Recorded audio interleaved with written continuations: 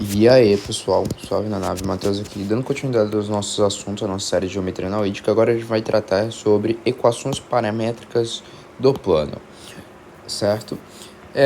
Lembrando, gente, aproveitando aqui o início do vídeo, que a série de cálculo que parou e iria parar, né, em técnicas de integração, que eu só fui até integral de Riemann, eu vou dar continuidade a essa série, porém, como eu tenho que revisar também, eu sempre gosto de ficar revisando, mesmo que seja o mesmo assunto, eu vou fazer um vídeo, 3 vídeos separados, em que um eu vou falar totalmente de limites, com seus respectivos teoremas, que é trabalhado. No segundo vídeo, full derivadas com seus respectivos teoremas. E o terceiro, integração, certo? Vou separar em 3 vídeos, 3 videoaulas. Vou estar fazendo esses 3 vídeos porque eu vou tratar de forma totalmente teórica, sem sequer quase um exercício. E eu sei que muita gente poderia estar falando o quê? Ah, mas você já tem uma série de cálculo 1 inteira. Bom, sim, é verdade, mas o que custa tá gravando de novo para eu mesmo revisar e também tá passando aí de novo um conteúdo para vocês. E também para quem quiser aí, não quer ficar assistindo de aula em aula, assiste em um vídeo só e acabou. Bom, dando continuidade então, equações paramétricas do plano. E para isso a gente vai ter que construir um enunciado como sempre, né? Então vamos lá. Primeiro a gente tem que determinar um plano, né? A gente tem que determinar condições para que a gente tenha um plano. Então o que a gente vai fazer? Vai tomar um ponto aqui qualquer. Seja um ponto de coordenadas x0, y0, z0, um ponto do plano, certo? Vou falar que esse aqui é o ponto do plano, onde está a reta normal, vetor normal ao plano. Ao plano π, certo? Seja a, x0, y0, z0, um ponto do plano π. E o vetor u, em que é um vetor de coeficientes escalares numa relação biunívoca fixada à base IJ, dos vetores I, J, K, A1, B1, C1. E V, o vetor V, de coeficientes escalares A2, B2 e C2.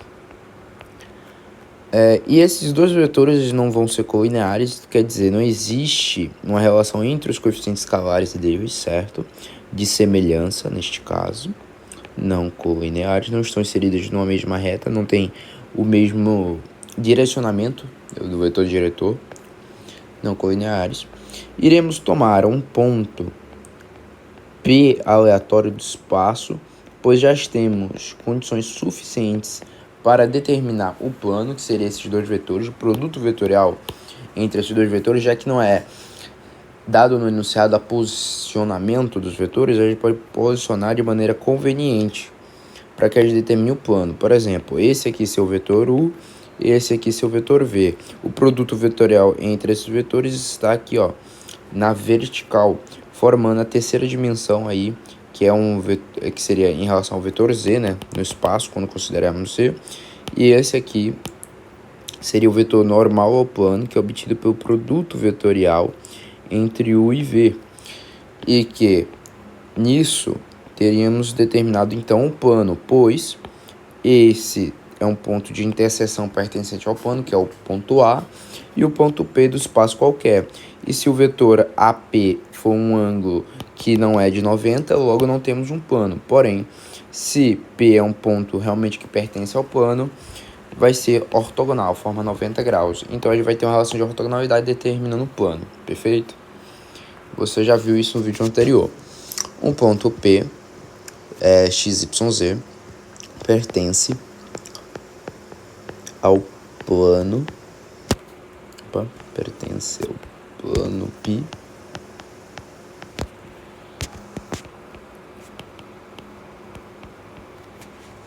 que passa por A, e é paralelo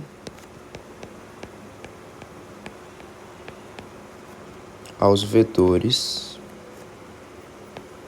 U e V. Se vírgula, e somente se existirem números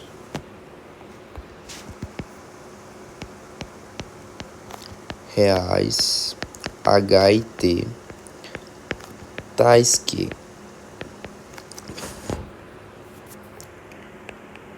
que, pronto, vamos lá.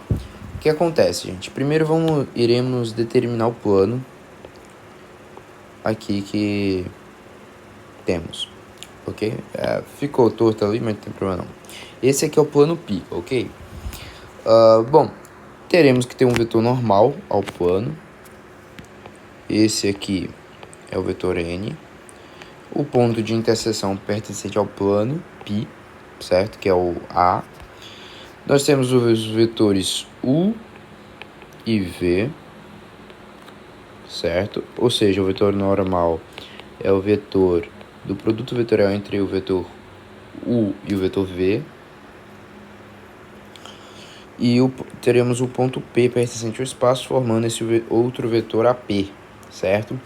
Então, nós teríamos o quê? Que o vetor normal vezes o vetor AP, esse produto interno usual comum teria que nos resultar em zero, condições da ortogonalidade, em que o vetor normal é obtido pelo produto vetorial entre o vetor U e o vetor V, isso multiplicado pelo vetor AP, certo?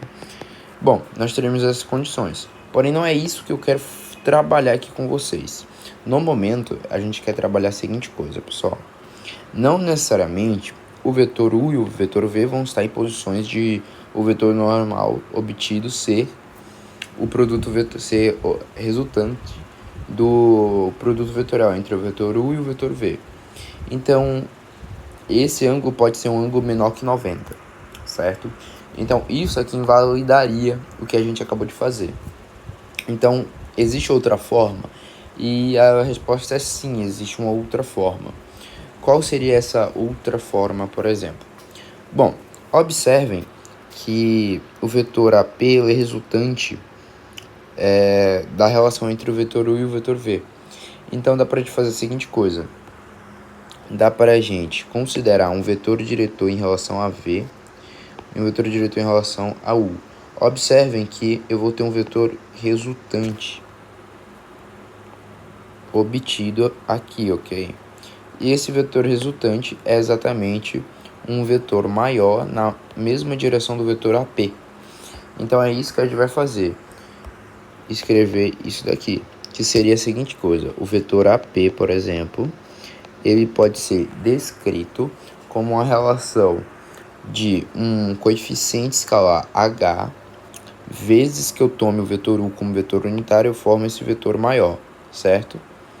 Então, h vezes o vetor u, e é uma soma vetorial entre os vetores u mais v, gerando o vetor AP. Logo, o vetor tv, que tem o mesmo condicionamento mesmo condicionamento de aumentar uma quantidade de t de vezes o vetor v, certo? Bom, com isso daqui a gente pode escrever a seguinte coisa: x menos x0, já que está aqui no enunciado, y menos y0, z menos z0, é igual a h, vetor a1, b1, c1, mais t, vetor a2, b2, c2. Feito isso, teremos x menos x0 é igual a h a1 mais t a2, certo? E temos h a1 mais t a2 mais x0 como x. Dando continuidade, y menos y0 é igual a h b1 mais t b2, certo? Obtendo y como hb1 mais tb2 mais y0. Então, aqui nós conseguimos obter também as famosas equações paramétricas de um plano, certo? Desta seguinte forma: HC1 mais TC2. E obtemos Z como HC1 mais TC2 mais Z0. Tá aqui feitas as equações paramétricas de um plano, ok?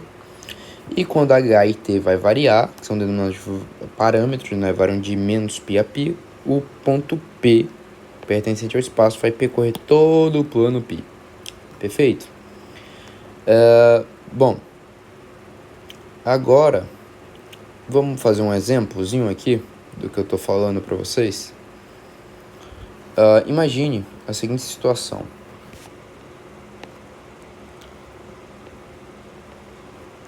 As equações paramétricas do plano que passam pelo ponto A de coordenadas 2, 1, 3 e é paralelo aos vetores U, tá?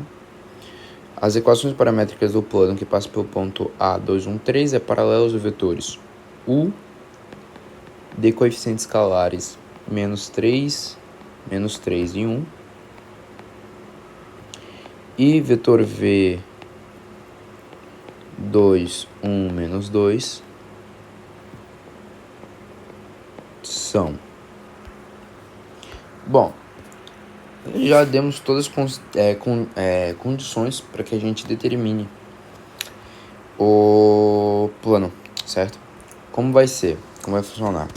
Da seguinte forma.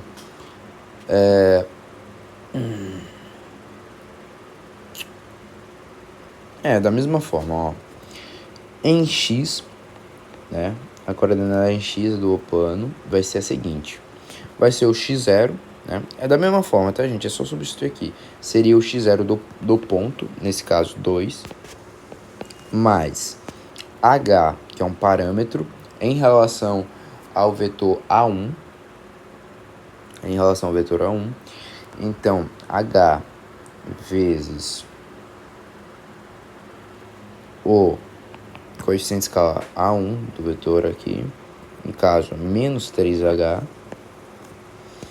mais um segundo parâmetro multiplicado pelo A2, ou seja, o primeiro coeficiente escalado em x do vetor V, que é 2. E aqui temos x, então, determinado e y da mesma forma. E agora vamos dar continuação, tá, pessoal? Um pouquinho mais rápido aqui, dessa vez, certo? Aqui é o y e finalmente o z, em que vai ficar da seguinte forma. Pronto. Esse aqui, então, seria as chamadas equações paramétricas do meu plano, perfeito? E se a gente quiser obter qualquer ponto desse plano, basta a gente tomar valores para h e para t. E pronto, ele vai ter um ponto pertencente ao plano. Bom, vamos ver. Basicamente é isso, pessoal, de equações paramétricas do plano. Vamos ver ângulo de dois planos agora, que é uma coisa mais simples de ver. Bom, então vamos ver. Ângulo de dois planos.